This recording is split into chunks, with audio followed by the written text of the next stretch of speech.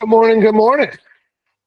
What are we doing out there? A little technical difficulties there. I cleared my cache. That's why it kept asking me to log in. Apologize, but who's got something good to get us started on Tuesday?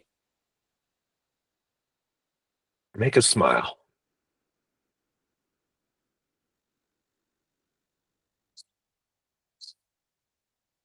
I'm looking at all these smiling faces on all these squares. Somebody's got going something good. Martin, what do you got, brother? It's nothing good, but so they're finishing up our septic yesterday, and they hit our gas line. So we got 4 police cruisers. Half the neighborhood had to get evacuated. So I was very popular in my neighborhood yesterday. I'm passing out some digital business cards, are you? Yeah, I don't think that would work too well. No. Hey, all the conversion happens where? We got to get this drilled into our heads. Somebody finish the line. Conversation. In conversations. Yeah. Right? So, yeah, I mean, look, get out there, talk to people, have your gear on. I used to be a big brand ambassador for Century 21 back in the day when I started my career.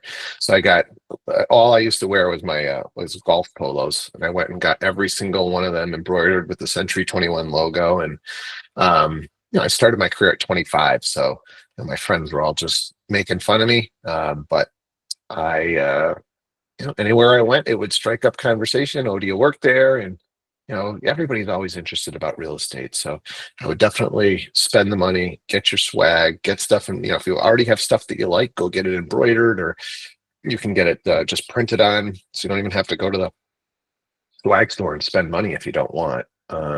Get your stuff, get a hat, get a mug. Right? If you don't wear something, get a mug, put a sticker on it, put a sticker on your laptop. Just don't be the secret agent. Jeff and Linda. So this is fun. Last night we went to pick up our pies for our stop by for a pie event for today. And the gentleman who was checking us out said, wow, you must really be hungry. And I said, yeah, we're realtors and we're having a drive-by for pie event for our clients. And he goes, really? He goes, that's pretty great. And, we said, yeah, it's a super fun event. And we just want to let our clients know how much we appreciate them. And Jeff goes, why are you in the market? He goes, I am. I am. May I have your card? So it just, to your point, speak up, say something. Otherwise, the guy just thought I ate a lot of pie. You know what I mean? And here now he's yeah, I'm going to call you. I want to buy a home. From what I understand, when you write things down, it sinks in more. So please, if you're in a position to do so, if you could type into the messages, all the conversion happens in conversation. If you're not having conversations, this is why we drill into everybody to make the reps and get on the phone and make the calls. Come on, we got to have some people at a keyboard. I want to see some action in the messages section. Oh, how do we do that? Let's see. We don't know how to do it. Need you guys commenting in there. All the conversation, all the conversion happens in the conversation. Thank you, Wendy. Seriously, guys, we got to drive this one home, and you've got to get out of those comfort zones. And Martin, I promise you, if you went out there and you had gear on and there's somebody there that you've never talked to, all of a sudden some conversation happens. I mean, Jeff and Linda are giving a perfect example. They're just going to pick up the darn pies and a conversation happens. People were too busy trying to get out of their houses. We were literally told, the cop was at our door. My wife's like, there's a police officer coming up to our front door. I'm like, I didn't do anything. That was my first thought. And then I was like, yeah, you guys have to leave now. Yeah. All right, who else has got something, or we can spin into some real estate? Who's got something? Deanna, if you got something from ISA work, what do you got? What's going on weird on phones? Who's got something? We put a bunch of deals together over the weekend. Very active pre-holiday weekend. So I don't know if somebody on the call's got something weird or a good story on how they put their deal together.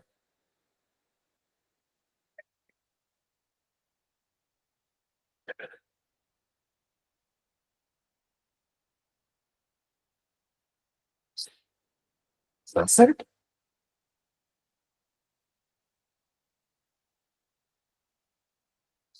I'm looking up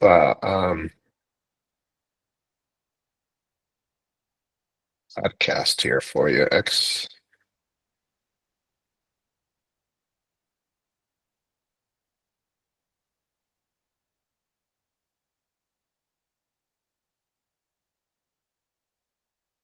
Yeah.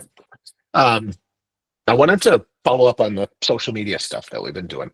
And I came across some more information on this that I want everybody to understand because I never looked at it this way. There are certain types of marketing that have limits before us as humans seem to get annoyed, I guess would be the word I'm looking for. So, and others where we can get away with a little bit more. So, for instance, if you were to continuously text somebody about your product or services, would those people probably get upset with you? If we just continuously harass somebody over text message, what do we think? Might we get the stop texting me? Somebody show some life. Okay, thank you. Yes. Email. Probably get away with a little bit more, right? So all these different marketing methods have different levels of what we can get away with. Email probably a little bit more. But if you emailed somebody too often, might they unsubscribe? Right. Phone calls. Can we call somebody every single day? Or are they maybe going to get upset with us?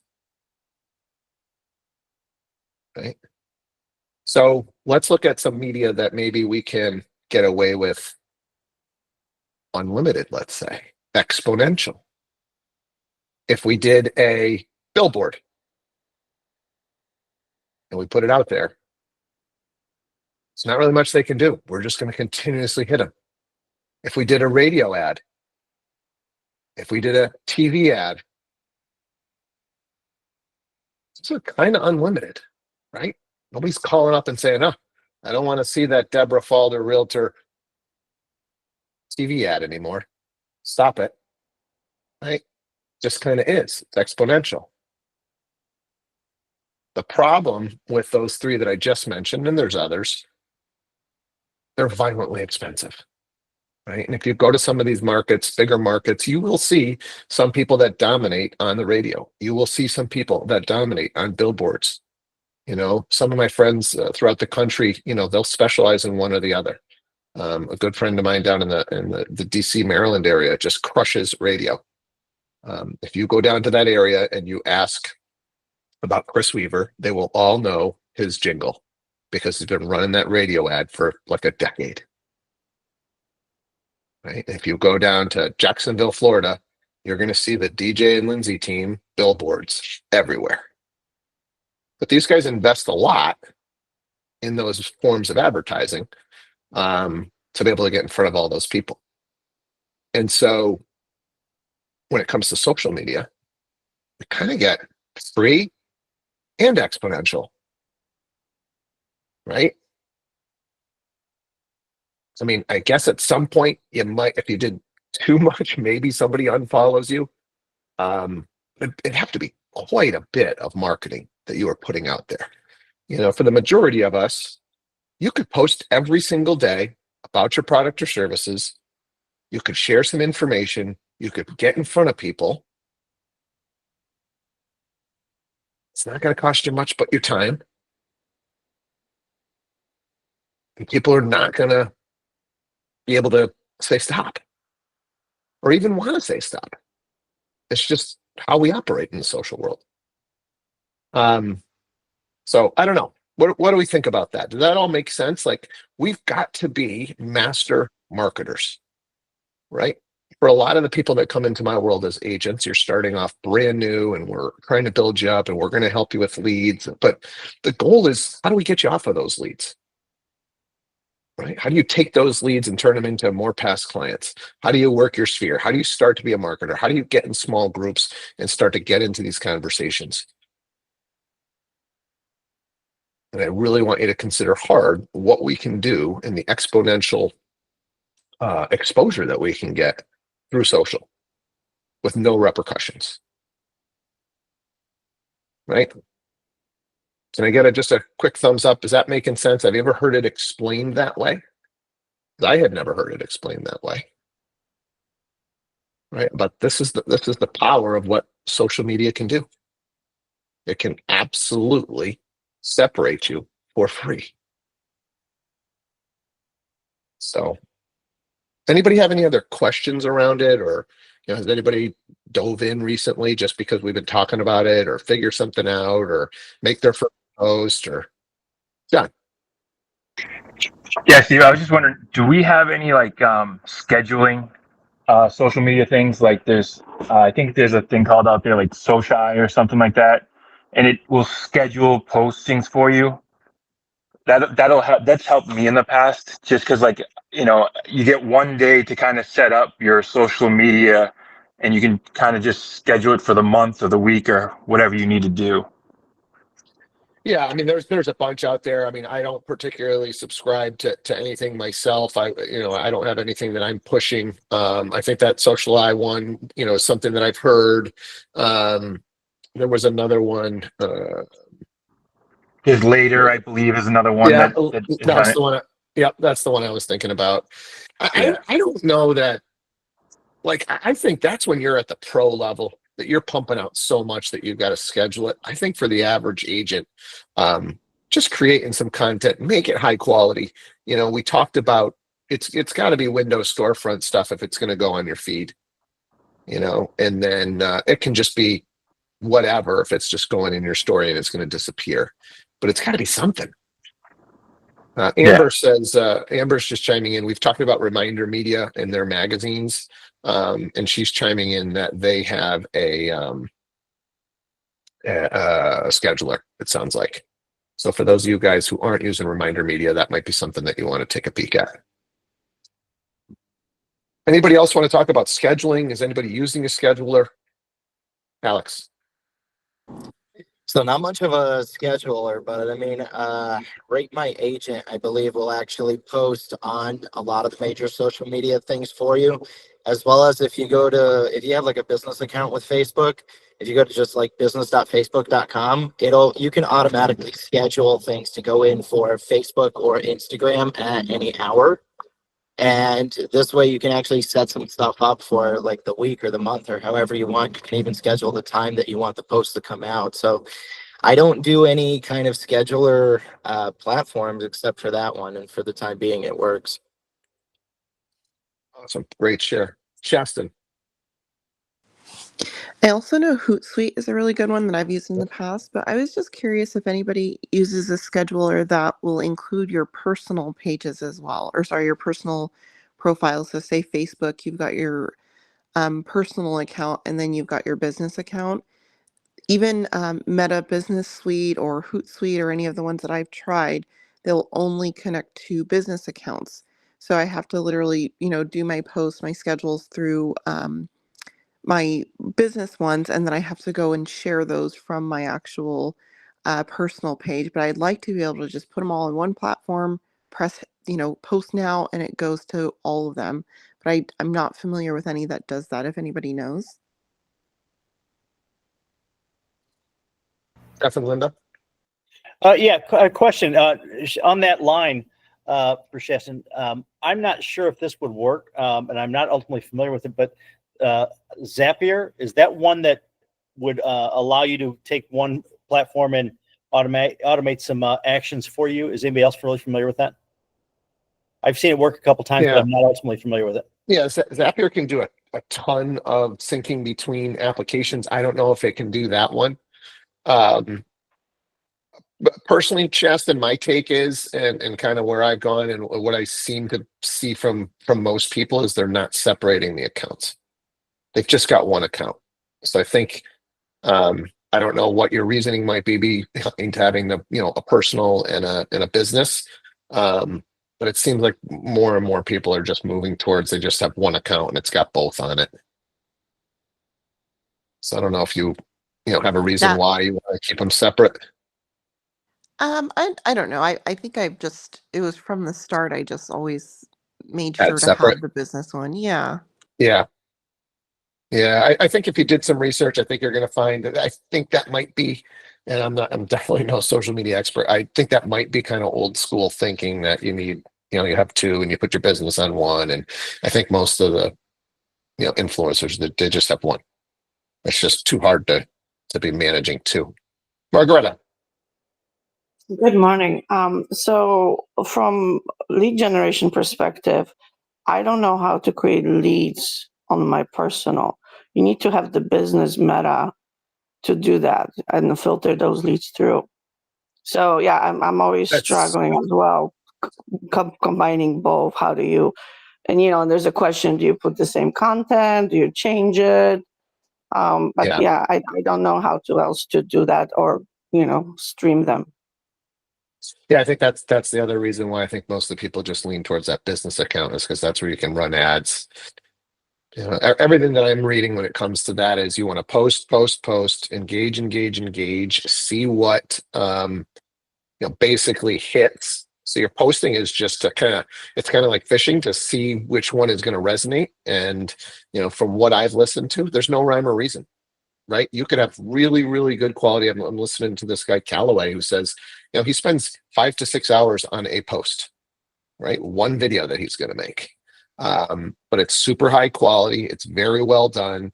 And he can spend 5 to 6 hours on one and think it's going to absolutely smash it.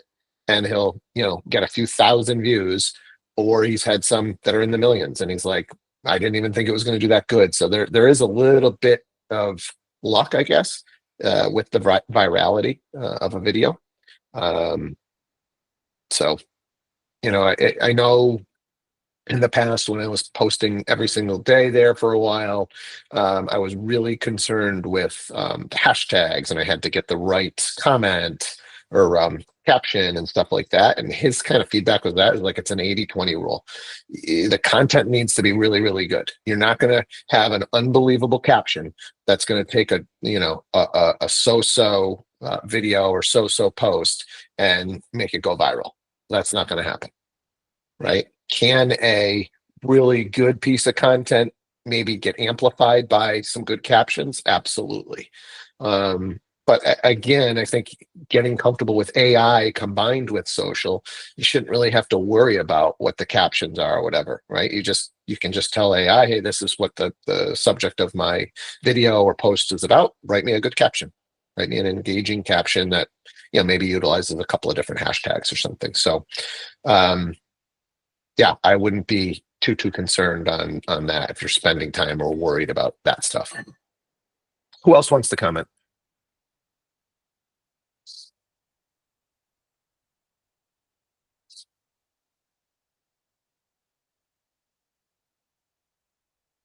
Let's just talk about a few other of the notes that I've taken on it. So we talked about engaging for engagement. It's definitely early on, from what I'm learning, when you're posting, you've got to be engaging. Right? Engagement is what makes it feel one-to-one. And only once you were to reach like really high level influencer where you couldn't possibly respond to all the comments, would it be okay to, what they call post and ghost. So early on, if you're going to post, you really kind of want to watch the flow and ultimately try and get into conversation. That's where the conversion is going to happen anyway, right? If you can get somebody to DM you, right, that is an organic lead based on your content that you're putting out there. That's the ultimate goal. We've talked about this, but the operationalizing generosity, that's the way to kind of just think in general about what you're posting. Hey, I learned something. I want to share it with others. I want to help somebody. And I think, I don't know if you've ever thought this, but watching what some of these influencers do, it's like, how do they make money? Some people are really starting to give away so much information, right? Because we're past the ability to make money just on information. Right. I think there was a time where you could have a cool little PDF or a book or something that you, an ebook or something that you wrote, or, I don't even know, a course that you put together. At this point, like you can go find that information either through, a large language model like Perplexity or ChatGPT, or just searching on YouTube or whatever. So at this point, I think most of what you're going to see from the top people is they're just giving away their best stuff for free. Right. So if I'm going to give away my best stuff, how do I make money? Right. So for us as agents, giving away our best stuff is educating the population.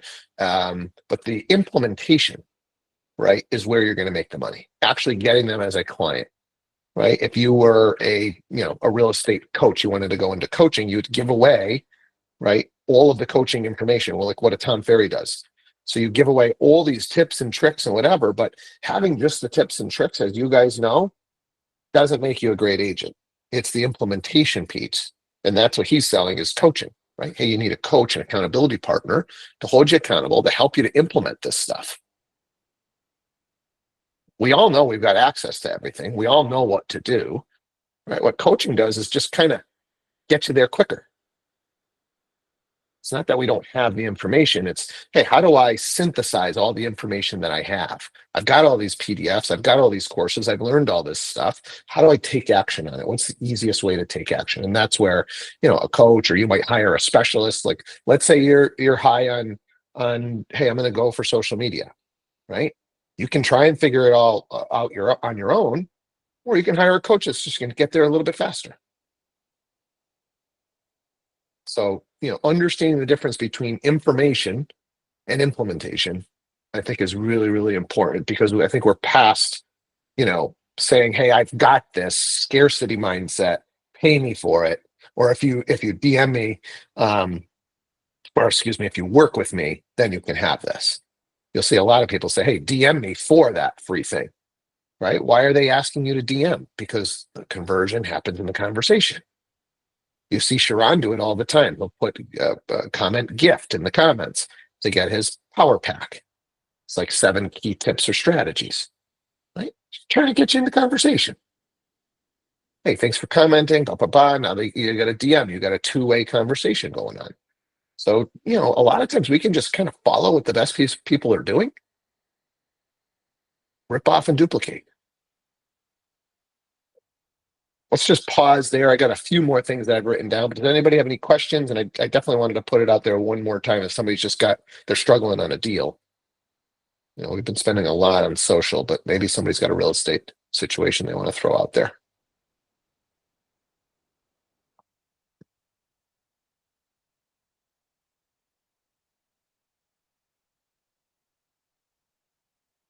Hilarious. Mine is a quick question. I have a buyer. We saw a house, and he would like to go see it, but I came to learn that on the MLS they gave, one of the remarks was that it's only gonna be shown upon submitting an offer. It's a multi-family house, and I know these more on commercial, but I've never experienced it in the residential, where someone has to make that offer before seeing it. I haven't seen that either. Has anybody on the call seen this?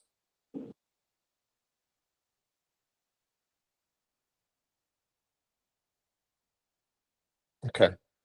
So, my recommendation, if that's what they're asking you to do, that's what I would do, right? Because there's no risk. Write up the offer and just say that's subject to us seeing it and wanting to move forward. So I don't think there's any risk to it. I don't know why they're making you jump through this hoop. It might be just a conversation for the listing agent. It could be, a lot of times you got difficult tenants. It's difficult to schedule showings. So seller just says, hey, I want only serious people only. Well, how do we know they're serious? Well, writing an offer would be pretty darn serious, right? So maybe they're just trying to kind of eliminate the riffraff of coming through. Anybody else have any other thoughts? It's an interesting strategy. But I would call the listing agent and just say, hey, what's going on? Why'd you do it on this? Do you do this on all your properties? I was just curious. Seems like an interesting, approach. And just see what they say. Come from a Sure. place of curiosity. Mm. Anybody have anything to add to this one? That's a unique one, but I think I can see where it would work out because I've done a bunch of this multifamily listings and I've had the difficult tenants, and you can try and do hey, you can only see it on Thursday at 4:00. All the tenants are going to be out, but that doesn't necessarily work for all the investors out there. So maybe another way to say, hey, here's an avenue for you to be able to get us to inconvenience these tenants is show us that you're serious. Great question, Clarius. Who else? You have an opportunity to operationalize your generosity right here on this call by sharing something that is going on in your world that could help 30 others today.